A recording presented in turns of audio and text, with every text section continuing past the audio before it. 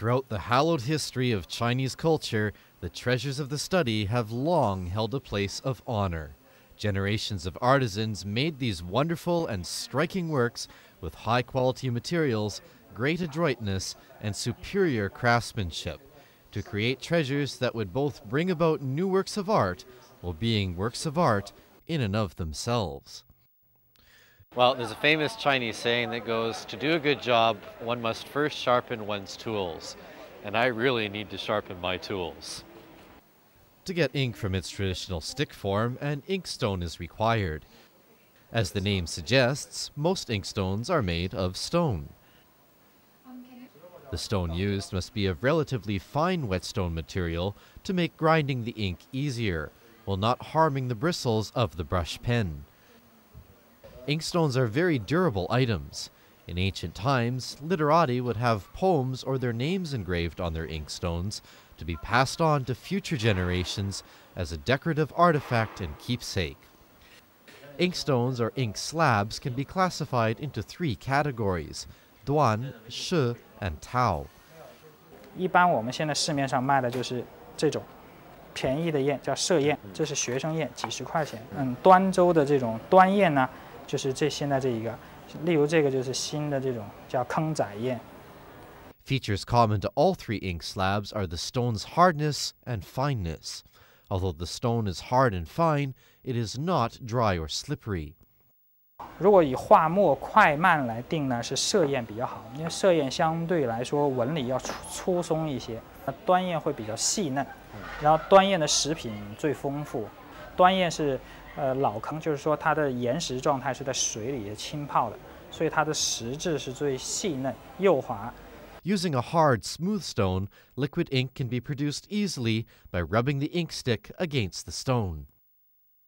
By controlling the flexibility of the brush, the concentration of the ink, and the absorbency of the paper, the artist can produce an infinite variety of calligraphic styles and forms. 我们现在品评一个砚的好坏呢，首先分坑，那么老坑是最贵的，坑仔其次。除了我们用手感去感觉它的光滑程度呢，手上带有汗迹啊，或者是哈一口气啊，有一点水蒸气在上面，看看它的停留时间、水含量，再根据它刻工的文人气，那么就可以断定这只食品的好坏。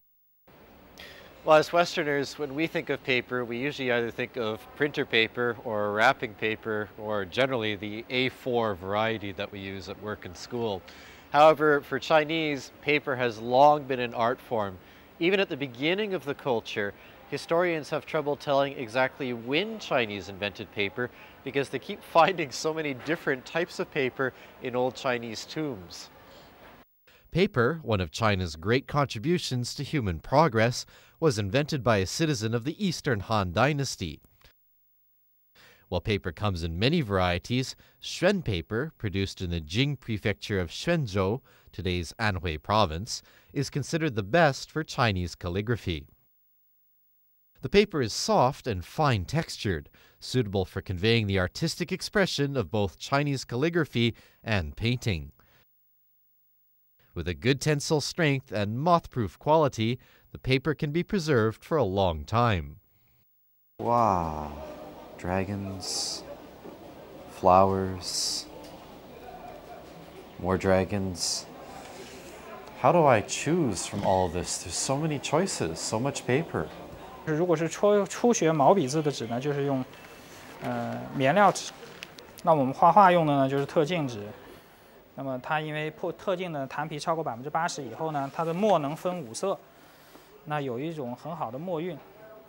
For Chinese calligraphy, the brush is typically held vertically straight-gripped between the thumb and middle finger.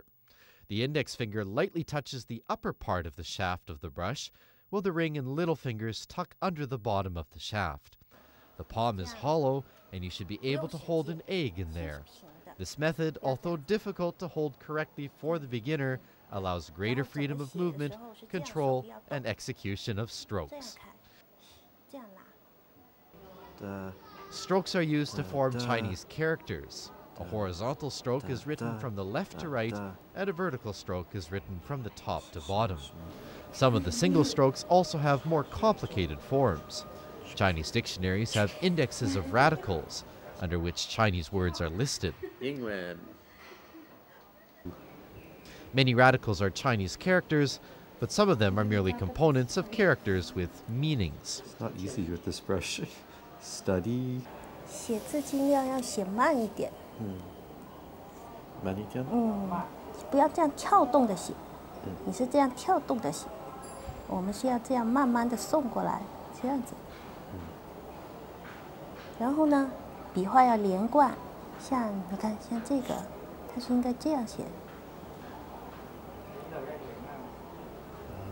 那这样子，它是一个整体的笔画，不可以把它这样子分开。喏，这样子分开就错了，就是两个笔画，这是一个笔画。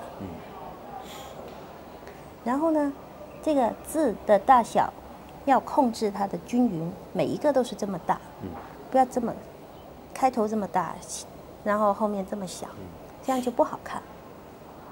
还有这个虚字写错了，这还有一笔啊，它是这样子过来。是这样的字，就是这一部分，这个部分，然后上面加一个学字头。As a general rule, characters are written from left to right and from top to bottom. 刚刚学过的。For example, among the first characters usually learned is the number 1, which is written with a single horizontal line. This character has one stroke, which is written from left to right. The character for 2 has 2 strokes. In this case, both are written from left to right, but the top stroke is written first. When strokes cross, horizontal strokes are usually written before vertical strokes. The character for 10, for example, has 2 strokes. The horizontal stroke is written first, followed by the vertical stroke. There are other rules, such as cutting strokes last, the outside before the inside, and dots and minor strokes last. Correct stroke order, a proper balance, and the rhythm of characters are essential in calligraphy. Skilled handling of the brush produces a pleasing balance of characters on the paper, thick and thin lines, and heavy and light inking. Well, as you can see, I've still got a long way to go with my calligraphy lessons. If I want to produce something like this is about 5 years of work for me at 1 hour practice each day. So this is a long, long time of practice. Nevertheless, even in Western culture, calligraphy is a valued skill. It just hasn't quite reached the same level of art form that it has in China, where everybody has even studied calligraphy as they've come up through school. In fact, in China, it's not even really just an art form. It's kind of gone beyond that into a part of the culture. The dependence of the Chinese arts of calligraphy and painting on this set of traditional treasures of the study to express the thoughts, writing system, life experience, and feelings of the Chinese people has brought forth an eternal, unfading cultural institution.